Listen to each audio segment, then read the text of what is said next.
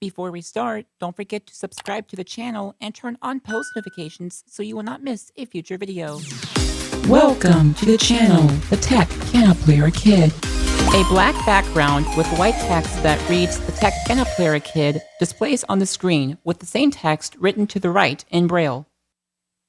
What is up, everyone? The Tech Piano Player Kid here, and I apologize for my voice sounding a little bit stuffy and congested. I'm just trying to get over this head cold. Hopefully this will let up in a few days or so. So iOS 16 RC has been released. This is the final version before it is released to the public for everyone to download on the iPhone. I'm not going to go through too much on what it is, but the build number is 20A362. This is the final version, as I said, before it is released to the public. So if you're a developer or public beta tester, you can delete this profile on September 12th or 13th, and I'll show you how to do that once that is available. I will not do that now because, just in case there will be some more updates available, but once it's for sure that everything's good to go, then you can do and delete that profile. There are still some things not working, like in the Mail app, when you have scheduled a message to send for later. So when you create a message and then you go to the send button, you double tap and hold, and then a little context menu will pop up and you go to the send later button. You select the day or, what time of the day, whatever day you want it to do. Then when you go to the time and you double tap on that, it should expand. At least that's my understanding.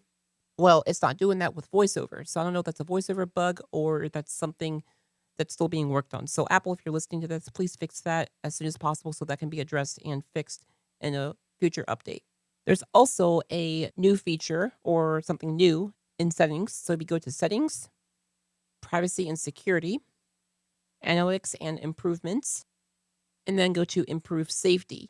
Now, for me, it's already turned on because I think it already asked me to turn that on if I want to do that. Now, for new users, I think when they get a new phone, my understanding is I've been told is that it's off by default, but doesn't seem to be the case because it asked me that and then I installed it and then I just had it turned on. So it basically just says help Apple improve safety data by providing your data for safety.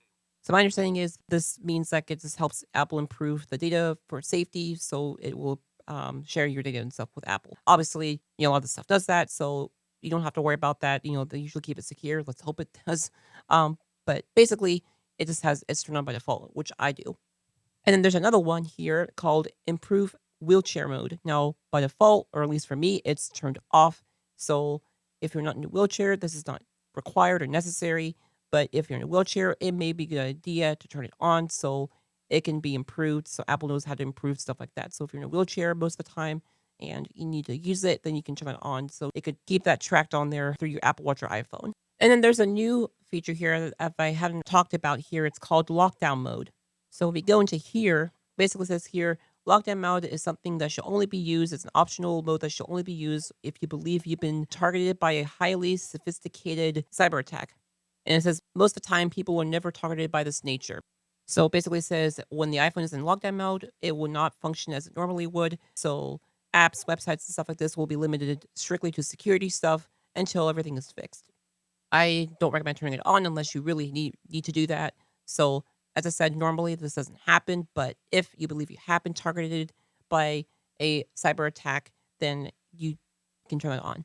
Now, for those of you who have no idea what on earth a cyber attack is, basically it's those who would try to access your account or have tried to hack into your passwords through like a network or into your iPhone somehow. They've got access to your iPhone without permission, or someone managed to grab your iPhone. They installed spyware on there, stuff like this. And there's more to it, but that's the stuff like this. But normally you don't have to worry about it as long as you keep your passwords secure. You don't share your passwords. You have two-factor authentication turned on your accounts if available. And you have a passcode and stuff on your phone and devices like this and passwords and stuff. You should be good to go. In other words, don't share your information on the internet, like, passwords, addresses, email addresses, stuff like that. Now, you're probably wondering, well, why did I do that on my YouTube channel? Well, because it's for YouTube stuff. I don't share my private number on there. So that's that. So that's basically it for iOS 16, guys. Everything else I've mentioned in the video that's still there for the most part. You can still use Siri to shut down or power off your iPhone on iOS 16. So like this. Restart iPhone. Just to confirm, So I'm not going to do that. Or you can do shut down iPhone. Then obviously it won't ask you. You have to go to the screen anyway. And then there's a confirm button. I'm going to cancel that. So you can do that too. Very handy if you ask me. Again, if you want to install iOS 16, make sure you have a backup of all your data, and then you're on a good Wi-Fi connection. Make sure you plug in your iPhone when you update it. Then you go to Settings, General, Software Update. Wait until it comes available, and then you can download it. This will probably take a little bit because it's a pretty big update.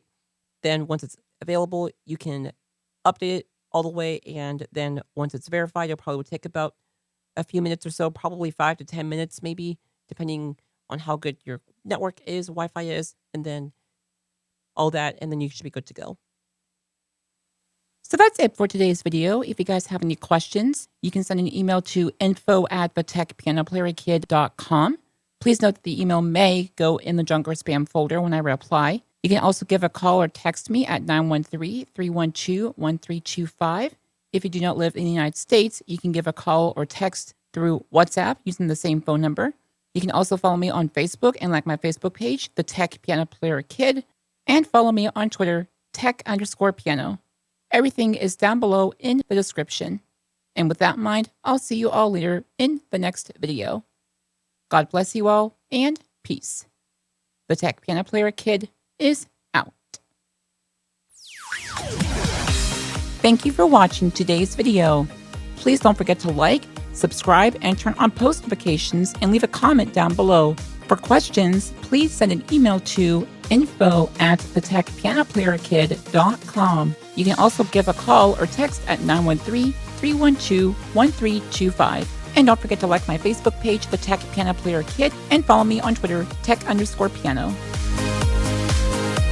Black background with white text that reads The Tech Piano Player Kid displays on the screen with the same text written to the right in Braille, then fades to black.